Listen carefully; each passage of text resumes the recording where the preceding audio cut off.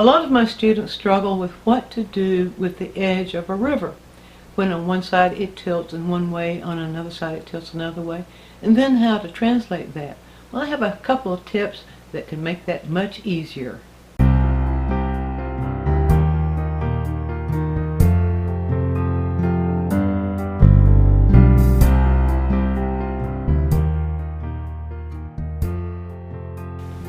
Always, always, always base what you do with any kind of painting on what you observe.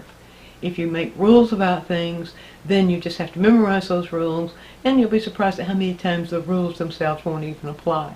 So, but suggestions, things to keep in mind, that's a different thing.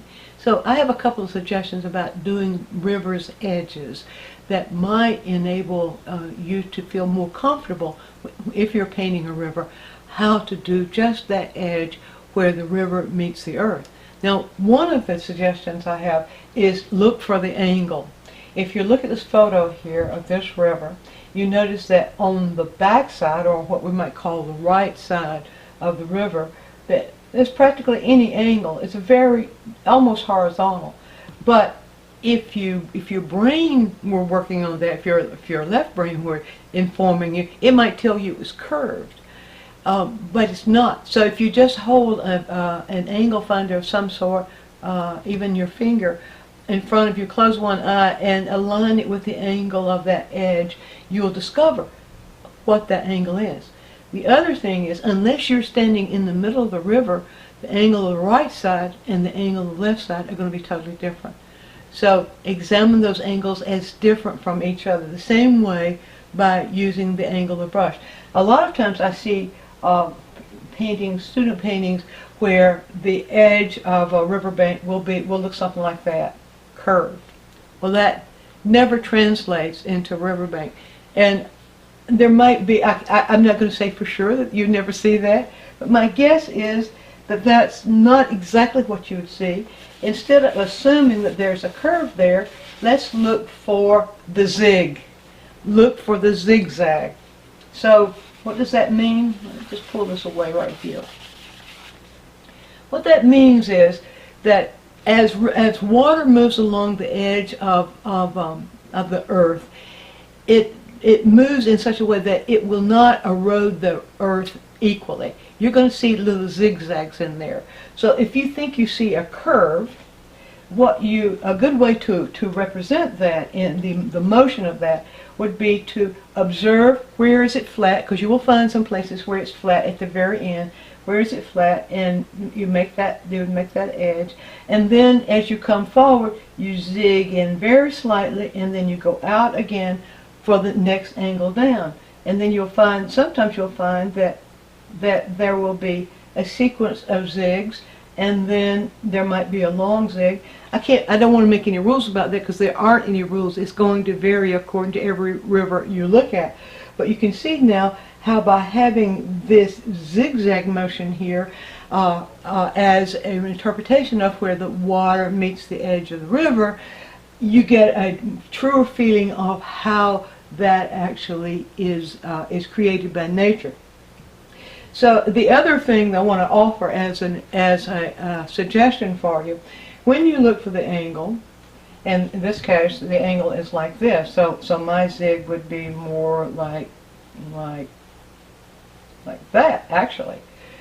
So when you determine the angle, and then you determine the zig, or you could call it zigzag, that's sort of short for zig, then you won't see that as a dark edge, equally dark all the way from the beginning to the end. You're going to see something broken up there. Now, a lot of times I've seen this in paintings where the painting itself has got some wonderful things going on it, and then there'll be this river, and I'll just give you a very quick little rendition of what I'm talking about here. There might be the river here, so I'm just going to throw a little bit of color in here to represent what might be the sky reflecting on the river, sort of like that. You might see something like that, and then you might see something of the river's edge, which I'll sort of show, kind of maybe rocks or sand or whatever at the river's edge, which I'll just kind of show you right here, just to make that a little bit more, put that in a little bit more context. Let's just throw on the other side of it, we'll throw a little bit of a kind of a grassy edge, what would be on the other side. And I'm sort of looking at this, not to a great degree am I looking at the photo there, but to a point I am looking at the photo there. And let's see, let's just this is going to be lighter as it goes into distance, and we'll make that get a little lighter as it goes into distance right in here. And so now here's what I'm talking about. Let's assume that is representing a river's edge, very, very rough, but it doesn't matter. Here's what I'm talking about. Here's what I see. What I see too often is that there will be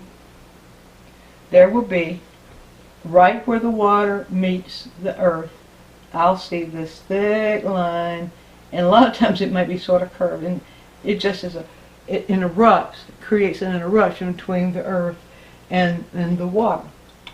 So what you want to do instead of that is to observe, once again, observe what's actually going on there.